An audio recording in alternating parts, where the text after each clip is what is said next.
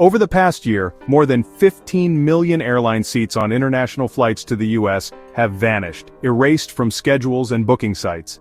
This isn't a seasonal blip, it's a major shift with deep consequences for America's economy and global standing.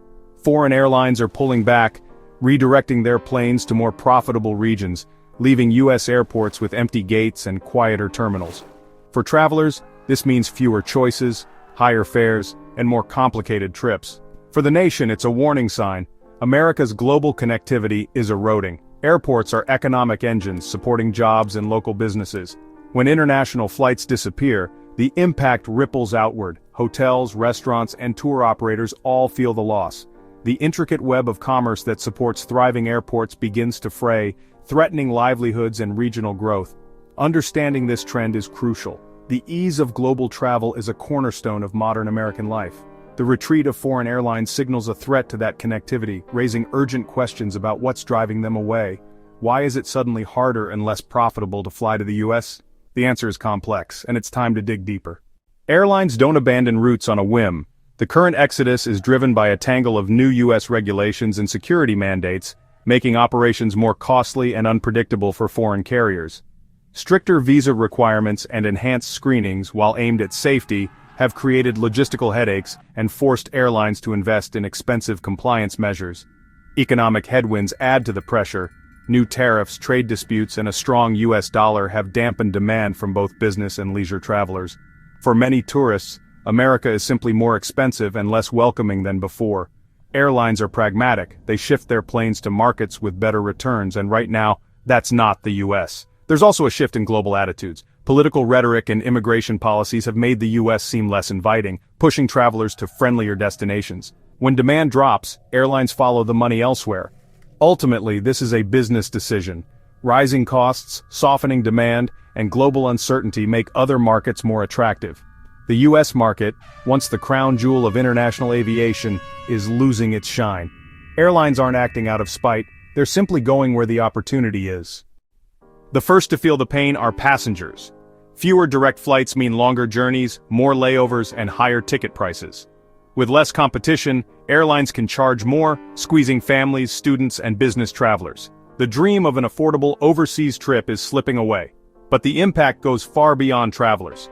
Each lost international flight is a blow to local economies. Hotels, restaurants, shops, and tourist attractions lose out on hundreds of daily visitors. Jobs vanish. From baggage handlers to customs agents to maintenance crews, airports themselves face financial strain as landing fees and passenger spending dry up, forcing delays in upgrades and making them less attractive to airlines. This creates a vicious cycle. Fewer flights mean less revenue, which means less investment, which leads to even fewer flights. US businesses also suffer. Direct air service is vital for global commerce, face-to-face meetings, and rapid shipping. Losing connections to key markets puts American companies at a disadvantage, raising costs and deterring foreign investment. The loss of connectivity is a subtle but powerful drag on the national economy. When the planes stop coming, everyone feels it. Consider Gateway City, a mid-sized US city that invested millions to become a global hub. When major foreign airlines launched direct flights to Dubai and Tokyo, the city celebrated a new era of growth and international relevance. Hotels-filled conferences arrived and small businesses flourished around the airport. The city's identity and economy became tied to its newfound global connectivity. But then, the airlines began to pull back. Service was cut, then suspended. The airport's international wing grew quiet and the economic ripples spread fast. Hotel bookings plummeted, layoffs followed, and local businesses struggled. Gateway City's story is a warning. Dependence on international air service is a double-edged sword. When airlines withdraw, the city's fortunes can change overnight. The promises of global commerce and tourism gave way to empty hotel rooms and lost jobs.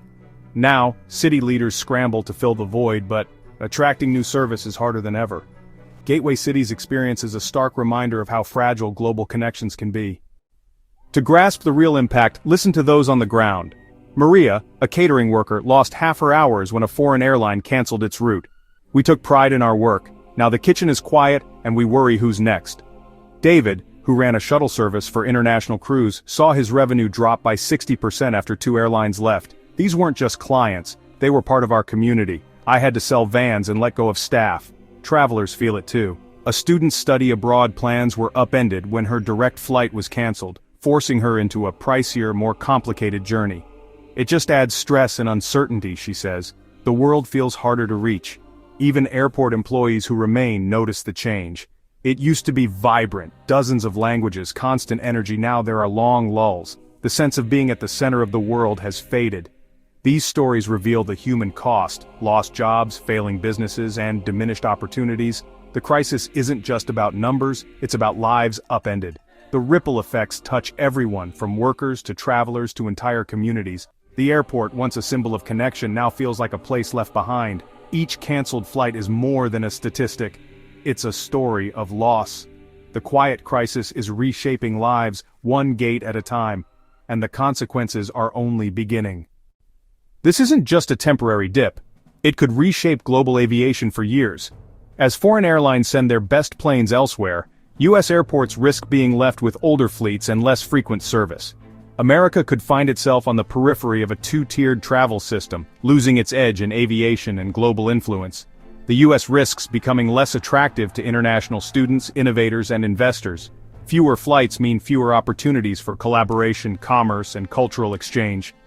U.S. airlines may benefit from less competition at first, but without pressure to innovate, they risk stagnation. Partnerships with foreign carriers weaken, limiting options for American travelers and businesses. Reversing this trend will require policy changes, a more welcoming environment, and a renewed commitment to global engagement. If not, today's empty gates could become a permanent feature, a silent symbol of lost opportunity. America's emptying skies reflect a deeper challenge. Our relationship with the world is at a crossroads. The loss of 15 million seats isn't just a number, it's a measure of lost connections and missed opportunities. From new regulations to economic headwinds, the crisis touches everyone, from airport workers to students to business owners. Air travel is the backbone of globalization, supporting commerce, culture, and the free exchange of ideas. When that network weakens, we all lose. The choices we make now will shape the future of our airports, our economy, and our place in the world. Will we remain an open, connected nation, or let our skies grow quieter and more isolated? The path we choose will determine whether America's global connections thrive or fade away.